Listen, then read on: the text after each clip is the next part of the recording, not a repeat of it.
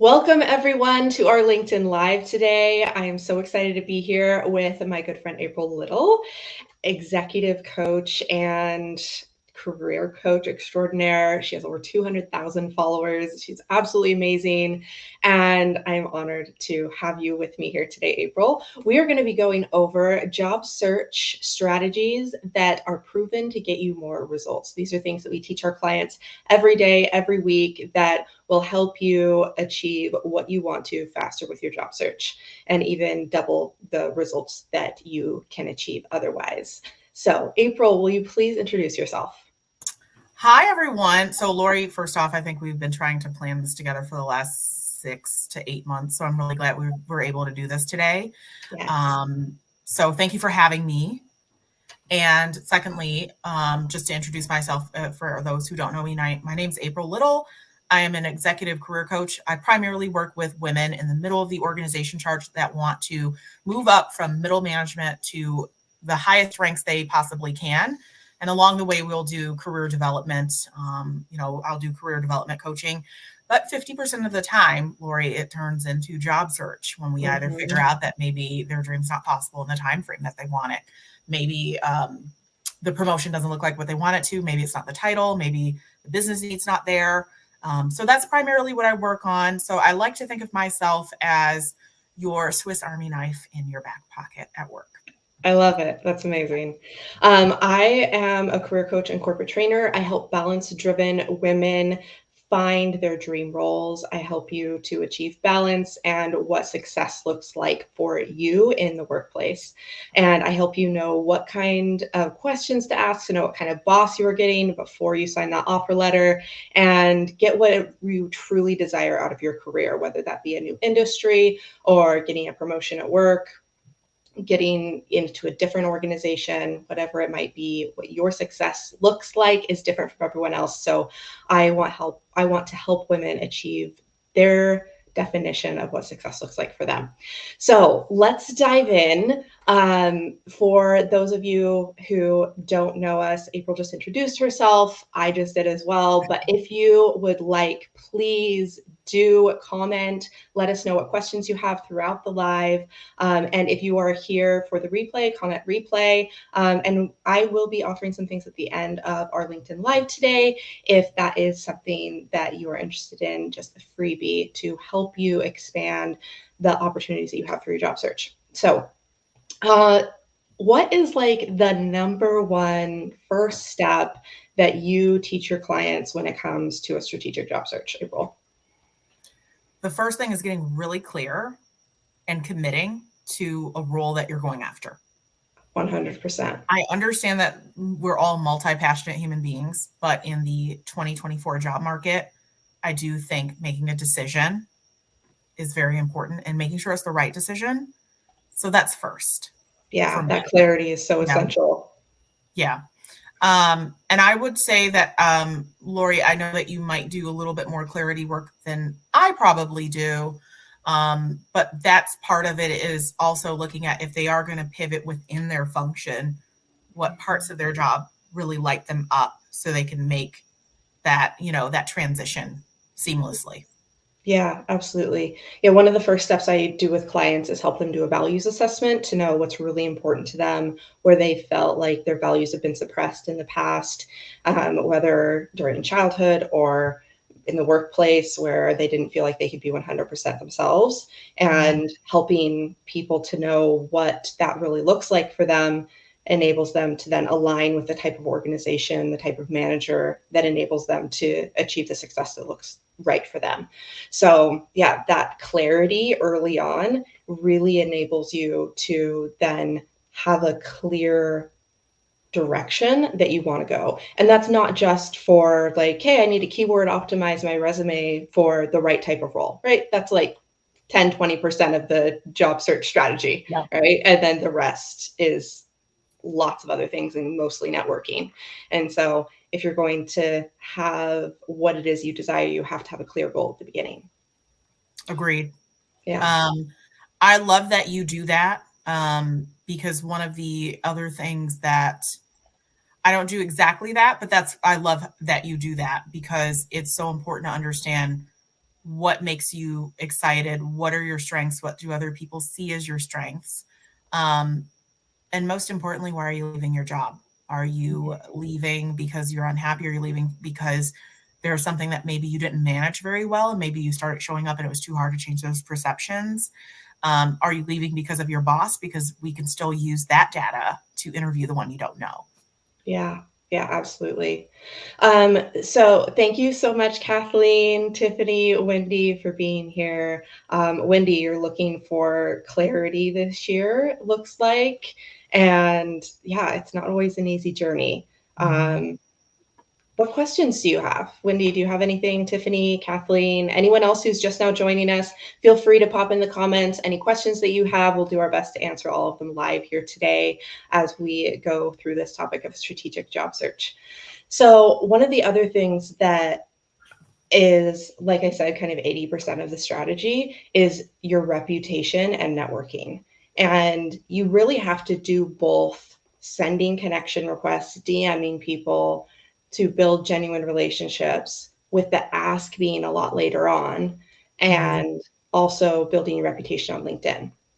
Now you have 200,000 followers. So, and I have about 5,000. So we're at kind of different stages in our development for our businesses. So I would just love to know how you create content that is so appealing, that gets attention to, the principles that you can also teach to your clients to help them build their reputation as well. Sure.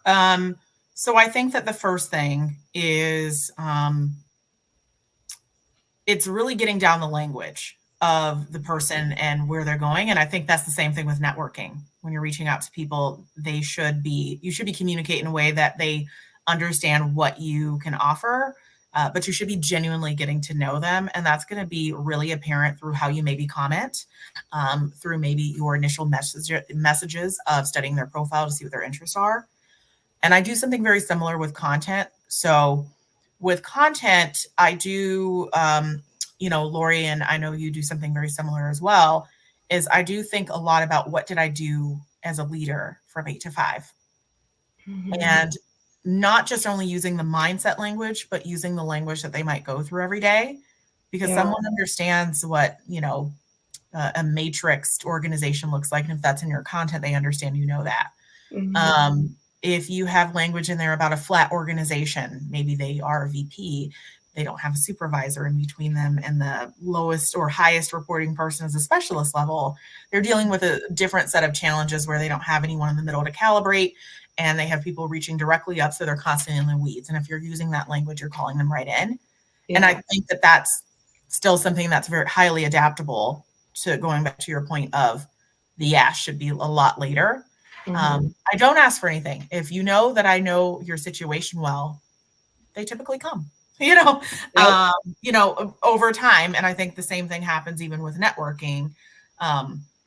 There's a natural aperture that begins to happen as you start building up your relationship. And I do think that while the DMs are amazing, most people on here, I think we have 5% users. Like last year when we were all on here, it was 1% of users were creating content.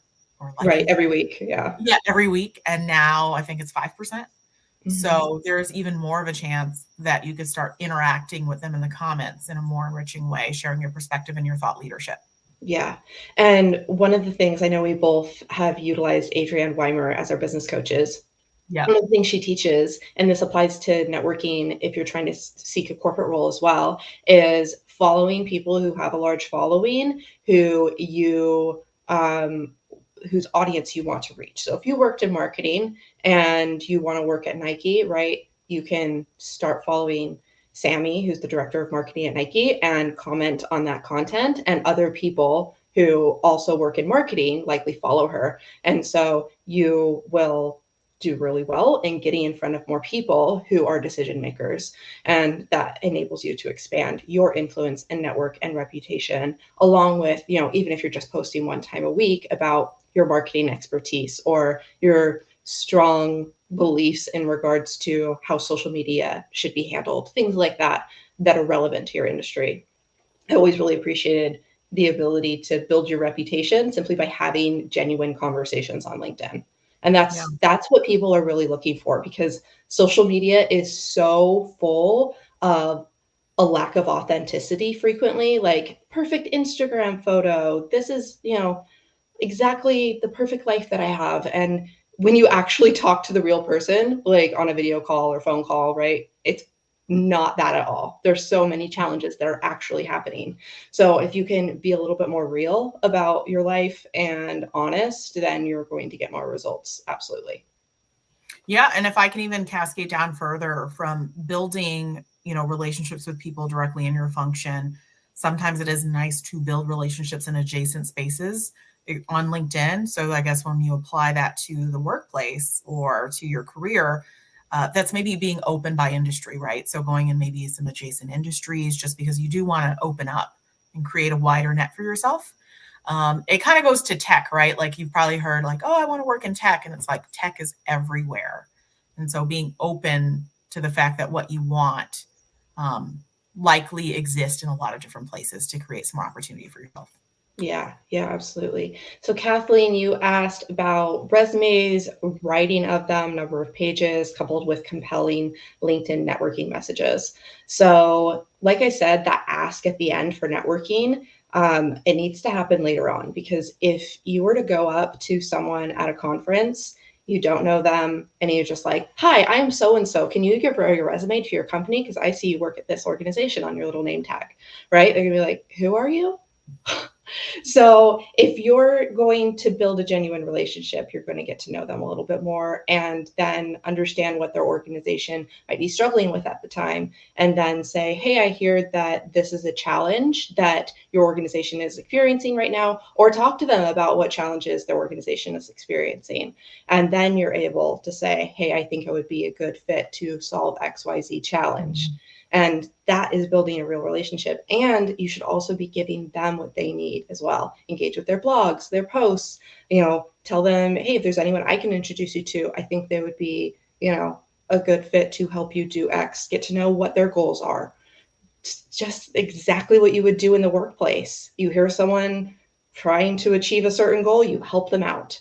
So a lot of the time, just because we're on social media and people have put so much information out there about what it is we do, that we forget that building relationships is the first step, not the immediate pitch, because that's an immediate turnoff. Just triggers a person's fight or flight like response. You want them to feel comfortable with you. So that would be the explanation that I would give in regards to compelling LinkedIn messages, just genuinely reaching out to people. Resumes, how to write them, and number of pages. The number of pages isn't really that big of a deal. The one pager is completely irrelevant. What's most important is demonstrating what you can achieve for other organizations by demonstrating what you've achieved for past organizations and quantifying as many accomplishments as you possibly can. So demonstrating the results rather than just responsibilities on your resume. Teal is a great resource. They're really good it's a resume builder, and they're really good at helping you to draft something and also include the right keywords, analyzes the job description. So that's something you could look into to Teal Resume Builder for the resume. But ultimately, 80% of your strategy needs to be reputation and networking. Resume is like 10%.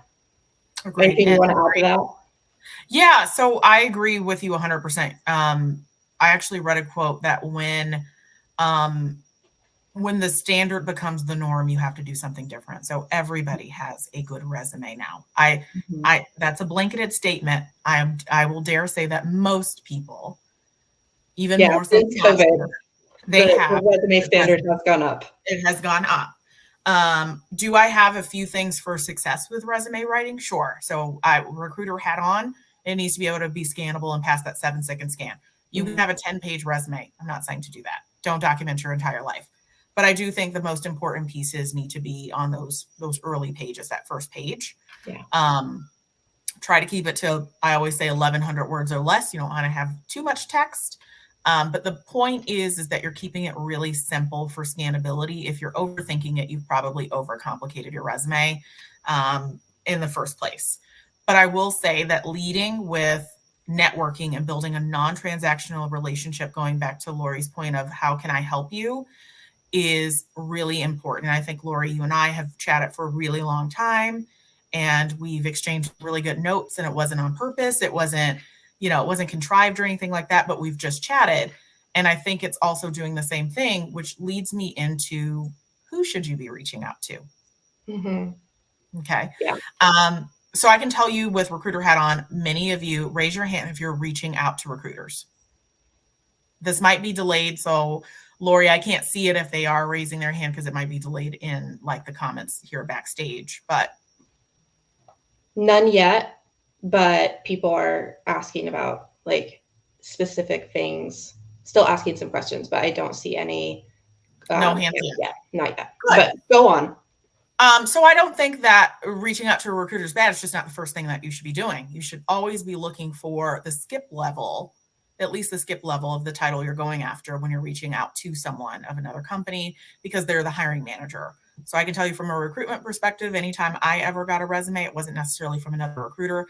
It was from a hiring manager that forwarded over a communication they got from LinkedIn, and we screen those individuals. And even though it's a saturated market, that still happens today. Yeah. And I can so tell hiring you that manager or someone on the team who can refer you, because that trust is what gets you more opportunities. Just like if you heard of your friend who was looking for a job and you knew there was an opening at your company and you said, hey, supervisor, this person is looking for a role. I know them. I think they'd be great. They have this kind of experience. Interview them, right? That took 10 to 15 seconds and you now have an interview. And that can easily be done from people who you know in the past. A great way to just start those conversations. And most people do not have LinkedIn recommendations on their profiles so often. Now, when I say recommendations, I'm talking about the written things, not the endorsements for skills. So reach out to people, write down every organization you've worked for, reach out to the people who you've worked on projects with, who you have been on the same team with, who were your supervisors, whoever you feel like you can give a recommendation to, then tell them, hey, I'm looking for this kind of role. You were so great to work with in the past doing XYZ. It's been so long. I'd love to catch up. I'm currently looking for this kind of role, and I'd love to write a recommendation for you because you were so great to work with. Would you be willing to do the same for me? Write one for them. They'll see it and they'll immediately reciprocate, almost always, especially if you had a good relationship with them. So write it before they even respond, and you immediately have not just a warm lead, but because you just gave something to them, they're going to want to reciprocate. That's just the psychology of reciprocation. People want to give when they're receiving something, and you're already friends with them. You're already past colleagues with them. So it just gets something faster, gets you results faster because you already have trust with this person. So if you can try that out, even if you just do 3 people at the past organization that you worked for, you will get so much farther, so much faster. I actually see a question on here too about how older recommendations, and I do want to just piggyback on what you said, Lori, about getting recommendations. It can also be really helpful when, we remember more about us than other people do. So even if you happen to get this person from your past a huge win in the workplace, they might not remember it the way you do because you're the main character in your story. Yeah. So it is nice. And one of the things I've been having my clients to do is to write a little bit of language around the win. And if the win ties into the new role, that's what the recommendation should be around. The recommendation should begin to be more personalized. And while I don't think any recommendation is too old, it is a good idea if the person is active on LinkedIn, if it's really far back, to think about maybe copying and pasting that or updating it to have them to, redo it for you. So that way, as we look at profiles, it's very much what have you done for me lately kind of culture. So you do want to show that you're current. And so it is a good idea if you have older ones to either get new ones on top, or if those are really influential people, to see if they're willing to refresh it. Yeah, I love that. And I always, when I'm asking for testimonials from clients, similar approach. I say, would you be willing to touch on 1, 2, 3 things? based on the results that I got for you, or like you said, the win from the project that we worked on, that type of thing. Mm-hmm. And like you said, we know our lives so much better than other people. And like we're super absorbed in our own careers, and other people aren't necessarily thinking of us, especially when we're past colleagues. So yes, give some guidance on what it is that you're looking for. And I love the question about making those recent. And that's such a great way to update them, is just to ask for a refresh.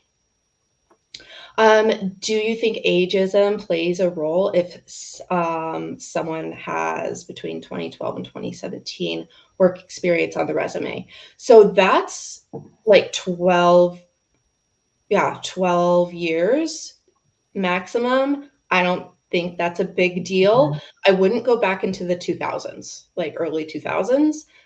Past 10, 15 years are probably fine. I usually don't have anyone add anything past 15 years. You want you want it to be relevant. And the world is changing at such a rapid pace that even though you might have some great quantifiable results from back then, you really want to keep things as present as possible and relevant. Agreed. Okay, let's dive into the next part that we kind of teach our clients. So I have kind of the idea that things need to be genuine. We talked about that, building your reputation a little bit more. How would you say you help people stand out when they're networking, in your opinion, April? So I think the first thing with standing out is people pitch slap now. So I think that one of the most basic things that you can do is, before you reach out to someone, think of it as you're doing an interview. You're Barbara Walters or you're Oprah. You've done your homework on the person. Just doing that puts you miles and miles ahead of the next person when you're networking, because I don't even really like to use the word networking. I'm like, let's talk relationships. Yeah. And Lori, you and I talked about this. So for all intents and purposes of what I'm getting ready to say is really you focused on what I call a proactive job search, where you're doing it 6 to 12 months in advance. Mm-hmm. And so if you're starting to do that beforehand, it's not reactive in nature, then at that point, you've given yourself enough grace to start studying the person, maybe starting to interact with their content first. And if they don't write content, starting to send some messages and find some commonalities.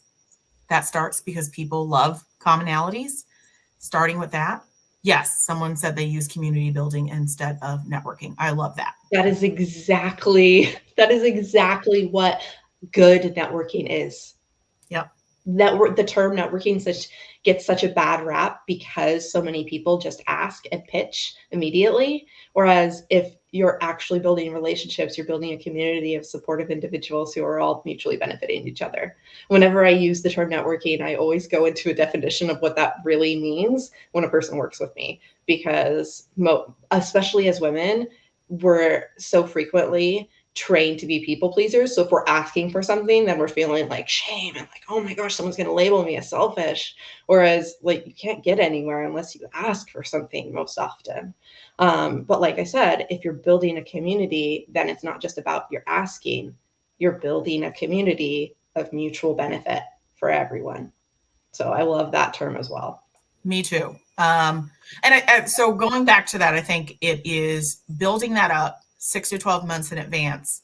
So over time, you've built enough, unique communications with this person. So when it is time to ask, when it is time to say, I'm looking for my next opportunity, that is a natural introduction to the conversation versus pitch slapping them and saying that I'm looking, or only talking to them for 2 to 3 weeks.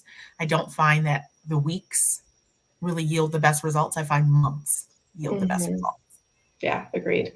And these approaches still work if you are unemployed. You are going to usually double your results if you're utilizing 80% of your time networking and 10 to 20% of your time on applying. So if you're spending an hour every day, or 5 hours every week network or on your job search, whenever you start sitting down at your desktop to start your job search that day, set an alarm for 50 minutes, a timer, so you are sending messages for that first 50 minutes, and you will double the results that you get in your response rate.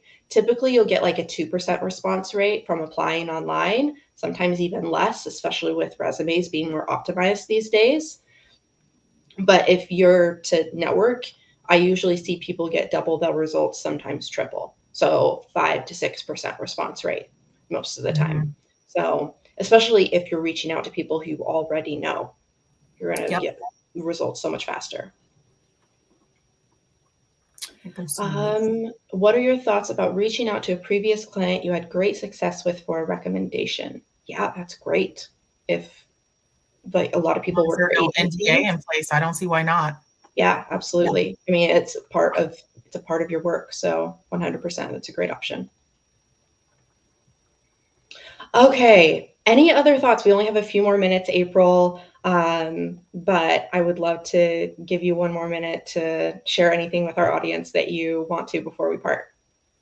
There is a question that I would like to, if you want to tackle it as well. It's from a LinkedIn. I can only see LinkedIn username on this side. It says, how do you Mhm. manage networking when the job search is reactive? What messages shared so far would be different? I actually don't think it would be different because I think that the difference is that you're going to be spending more time on looking in your Rolodex and starting with closest proximity. So that's trying to reconnect with anyone that you went to school with, anyone that you've recently worked with. So starting with proximity, I think, is the difference when it's reactive. But I think that the messages still don't change. I still would not pitch slap someone on the first message. Maybe it does, but again, it won't happen over months. But I think after intentionally reaching out over a message or two, asking if they have an opportunity, but of course, checking to see if they have an opportunity long before asking. I've been on the website. I've already applied. Would you mind doing this? So the thing is that you want to make sure that whatever you're asking for is not a huge lift to the other person and that you've been proactive and you've done the work and your due diligence. It's the same as when you're reaching out to a hiring manager or recruiter. Your message to them, eventually when you get there, it should be, I applied to Rec 28227, looking forward to, potentially talking to you about this if there's ever an opportunity. The message should never be, what jobs do you have for me? So Yeah. the only difference is proximity, starting with proximity first. Yeah, I would agree. Making sure that your time is being really well spent, because if you're low on funds, then that kind of has to be your number one priority. And keep in mind, if you are in a reactive job search, you've been laid off, fired, whatever it is, taking that first opportunity when you get an offer, sometimes that's what you have to do when you're low on funds, but you can keep looking. You don't have to continue to settle for that role. Right? Don't take your open to work banner down if it's not ideal. If you have to take a job just to bring in money, that's perfectly fine. And you can keep looking for that ideal boss, that ideal role, that ideal salary. But yeah, if you are in a reactive job search, it's perfectly okay to take what you need to at the time. Yeah, I agree. Thank you so much for doing this with me, April. I'm glad we were able to finally collaborate. For anyone who is interested in taking this type of advice, applying it, if you want to utilize my networking scripts, I am offering those this month free of charge. It gets 88% of my clients interviews within 3 months or less. So if you want to cut your job search time in half or in thirds, most job searches take 6 to 9 months, then I would love to send those over to you. Comment network, and I will send a link where you can grab those really fast and you can start networking right away this week. So those are free of charge. Comment network, and I'll send them over. April, anything else you want to share with us? No, I am really excited that we were able to do this today. I primarily work with clients on development and career advancement. So if you are looking for advancing externally, I do offer VIP days. You're welcome to DM me about that. But it sounds like the networking scripts are perfect and a great start for you to go with Lori on that as well. Actually, if we have a minute, there are 3 questions about the green banner. Yeah, absolutely. Okay, so I know we're cutting off, but I saw 3 last-minute questions.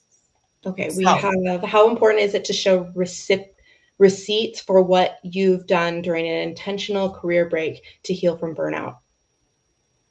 absolutely. I think that's really important, and wherever you can, to try to remove the questioning around the gaps, which I don't see an issue with gaps, especially if you're using it to your point about things changing, staying current. It's listing what you did during that time. And I don't think you have to list that you were a caregiver. I don't think that's anyone's business, or that you were healing. I don't think that's anyone's business. But what you can do is talk about what did you do during that time to stay current. Because whatever you do, if you know that you're going back to work, even after you heal from that burnout, you want to begin doing some things to be current. And that's what becomes that gap on your resume. Yeah. Continual education, 100%. In 2024, you always have to be educating yourself, no matter what industry you're in. So yeah, whether you're doing a free certification on Udemy, or, mentoring, or being a mentee, just continually educating yourself, showing you are being proactive, even if it's you're spending an hour per week for, a year or something on something, you're on parental leave or whatever it might be, just showing that you are still committed helps.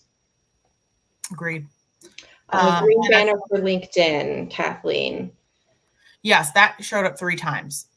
Okay. There is absolutely no issue with the green banner. In fact, most recruiters love them because it is a search filter. Yeah. However, I do realize that this question comes up because it's constantly a conversation, which is concerning. Yeah. Is the green banner an issue overall? No. Does the green banner limit you from opportunities? It depends. I'll tell you why. First one. The first one is, when I was a recruiter, and lots of recruiters can share this, we were often taught to go after what we call passive talent. That means taking someone currently in their job from a company because they needed to take that immediate knowledge transfer from that person from a Google to go to an Amazon. Yeah. In those cases, that's okay. You didn't miss out on an opportunity because it probably wasn't the opportunity for you. That's the only time I've ever seen it. But for the most part, there's no issue with the green banner. Please turn it on. It makes it easier for recruiters who have LinkedIn Recruiter or not to find you. Yeah, absolutely. Some people have hear that you get the label of desperate if you have your green banner on.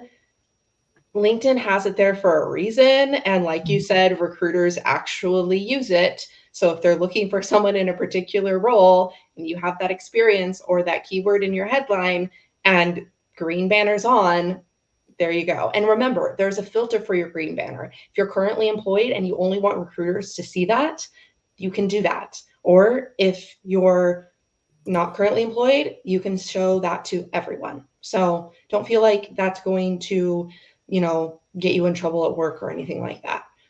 It's something that LinkedIn has put in place on purpose. So it's a great tool.